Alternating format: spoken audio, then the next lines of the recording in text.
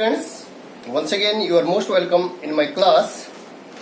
बच्चों, जैसा कि आपको पता है कि आज से सितंबर माह शुरू हो गया है और हम जो हैं ऑनलाइन टीचिंग के लिए मजबूर हैं और मुझे लगता है कि ऑनलाइन टीचिंग ही फिलहाल करनी पड़ेगी। तो बच्चों, आप लोग जो है पढ़ाई पर कंसंट्रेट कीजिएगा और मैं बराबर YouTube में अपनी नोटिफिकेशन अपलोड कर रहा हूँ।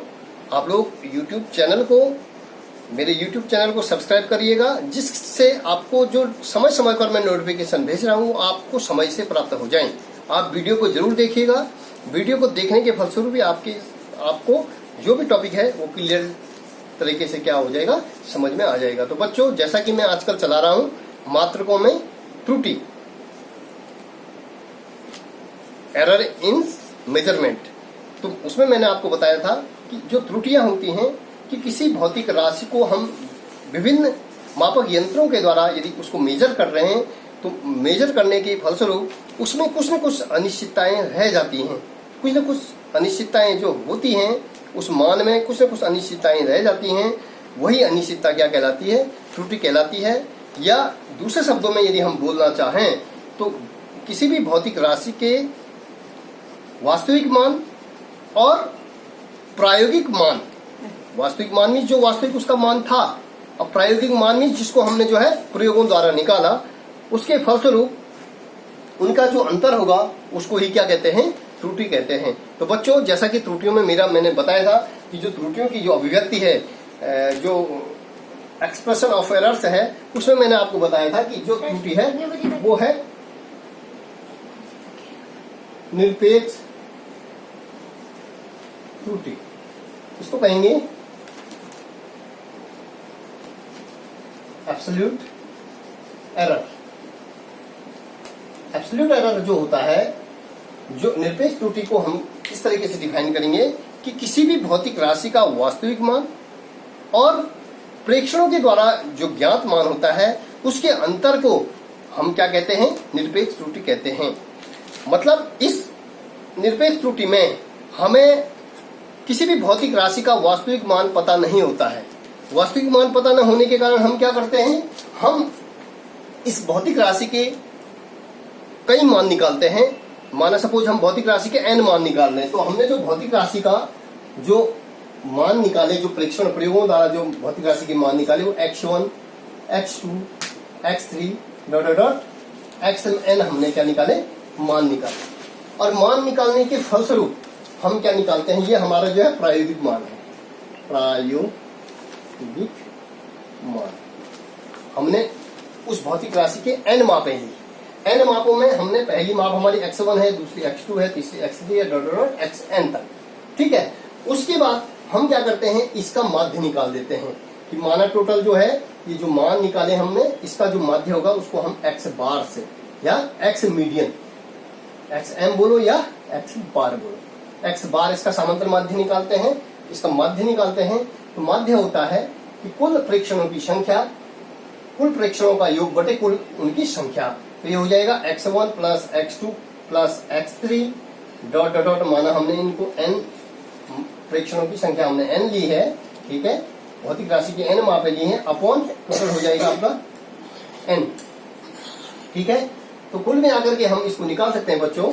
ये हमारा जो है निकल गया। तो जो हम मान सकते हैं कि हमारे पास भौतिक राशि का वास्तविक मान नहीं था, तो वास्तविक मान हम किसको मान रहे हैं? आप इसको वास्तविक मान मान रहे हैं। अब हम इसकी निरपेक्ष त्रुटियां निकालते हैं। निरपेक्ष जो त्रुटि होती है, पहले जो हमने जो भौतिक राशि को मापा, भौतिक राशि को मापने के बाद जो पहली माप की निरपेक्ष जो त्रुटि होगी, पहले माप की जो निरपेक्ष त्रुटि है वो है आपकी, इसको हम ले रहे हैं डेल्टा x1 बोलते हैं। डेल्टा x1 बराबर हो जाएगा, डेल्टा x1 हो जाएगा निरपेक्ष त्रुटि। हमने कहा कि किसी वस्तु के वास्तविक मान, तो वास्तविक मान हमने ज्ञान कर दिया x बार, तो ये हो जाएगा x बार माइनस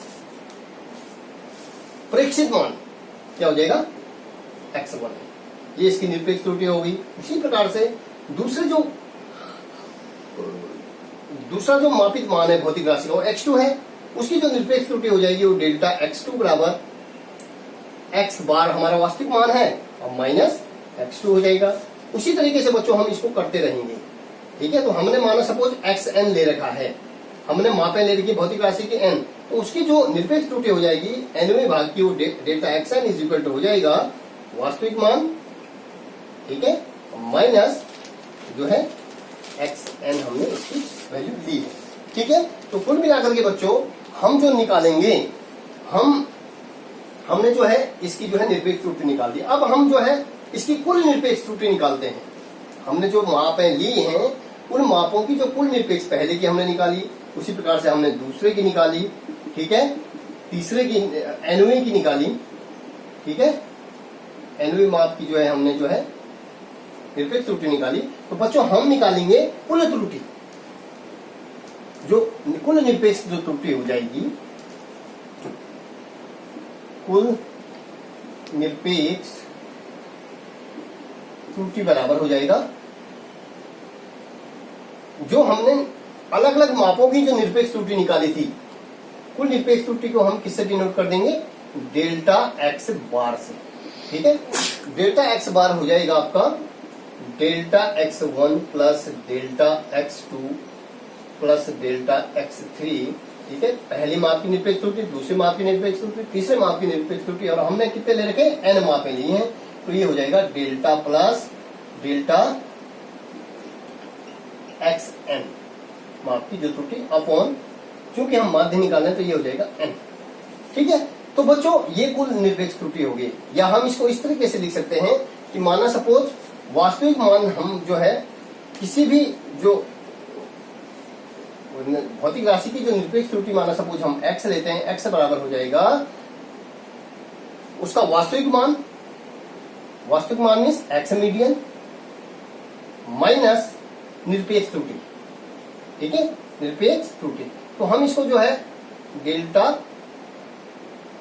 x बार, निरपेक्ष त्रुटि का जो कुल निरपेक्ष त्रुटि का औसत हो जाएगा वो बार में मीन्स माध्यम में ले लिया हमने, और ये जो है हमने क्या ले लिया, इसको भी हमने किस में ले लिया, मीडियन नंबर, इसको वास्तविक जो मान ले लिया इसका। ठीक है, तो ये हमारा क्या हो सकता है, कुल निरपेक्ष त्रुटि हो जाएगी।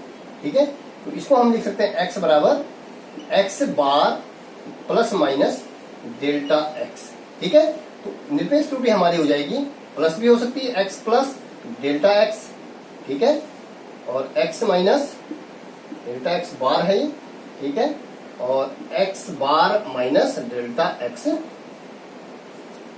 बार। ठीक है, तो बच्चों ये निरपेक्ष त्रुटि होगी। निरपेक्ष त्रुटि मैंने एक बार पुनः मैं आपको बता रहा हूं कि किसी भौतिक राशि का वास्तविक मान और प्रायोगिक मान के अंतर को हम क्या कहते हैं, निरपेक्ष त्रुटि कहते हैं। ठीक है, अगला जो है हमारे पास आपेक्षिक त्रुटि आती है, रिलेटिव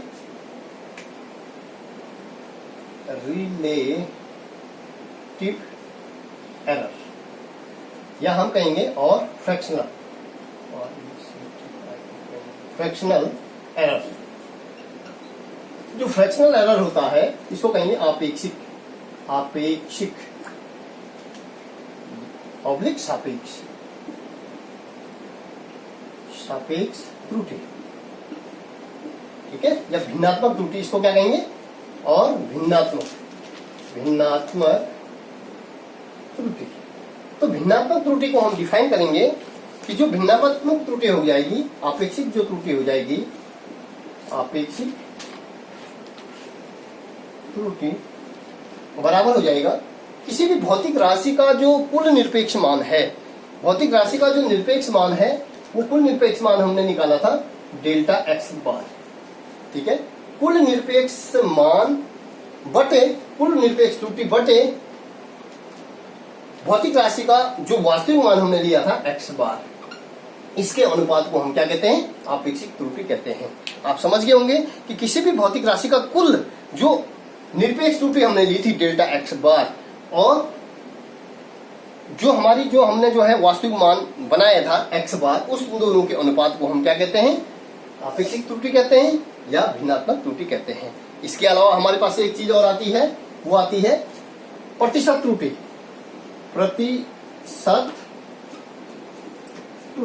प्रतिशत त्रुटि हो जाएगी कि अपेक्षित त्रुटि, मतलब जो भिन्नात्मक त्रुटि है, यदि हम उसको 100 से गुणा कर देते हैं तो वो क्या आ जाएगी आपकी वो आ जाएगी प्रतिशत त्रुटि।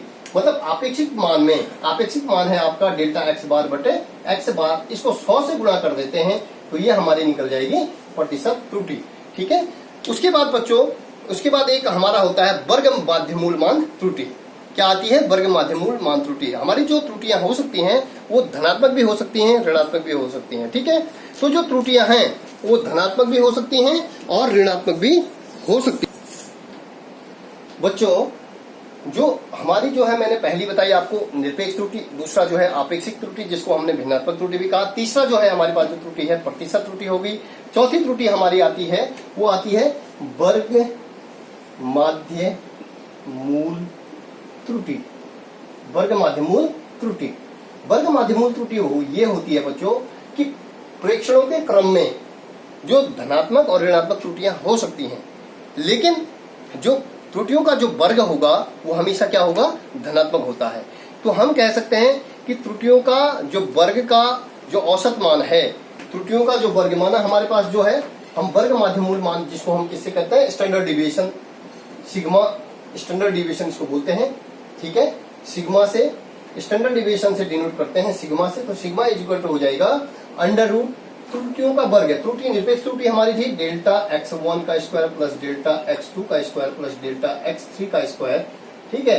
ये हो जाएगा डॉट डॉट डेल्टा xn का स्क्वायर। ये हमारा जो है, हमने कहा त्रुटियों का वर्ग का जो, त्रुटियों के वर्गों का जो औसत होता है, त्रुटियों का जो वर्ग होता है वो धनात्मक होता है। अपन हम इसको क्या लिख सकते हैं? n लिख सकते हैं। ठीक है। तो इस तरीके से इसको बच्चों हम लिख सकते हैं बराबर, इसको हमने सिग्मा से डिनोट किया स्टैंडर्ड डिवीजन, तो अंडर रूट डेल्टा एक्स आई इसको डिनोट करेंगे स्क्वायर अपॉन एन हमारा जो है आ जाएगा। ठीक है। तो ये है बच्चों वर्ग माध्यमूल मान, वर्ग माध्यमूल त्रुटि, मतलब त्रुटियों के वर्ग के औसत के वर्गमूल को, त्रुटियों के वर्ग के औसत के वर्गमूल को हम क्या कहते हैं? वर्ग माध्यमूल त्रुटि कहते हैं। तो बच्चों ये त्रुटियां जो है परीक्षा की दृष्टि से बहुत इंपॉर्टेंट है और बराबर पूछी जाती हैं। तो आप इनको जो है करिएगा और इस वीडियो को जरूर देखिएगा, इसको सब्सक्राइब जरूर कीजिएगा। धन्यवाद।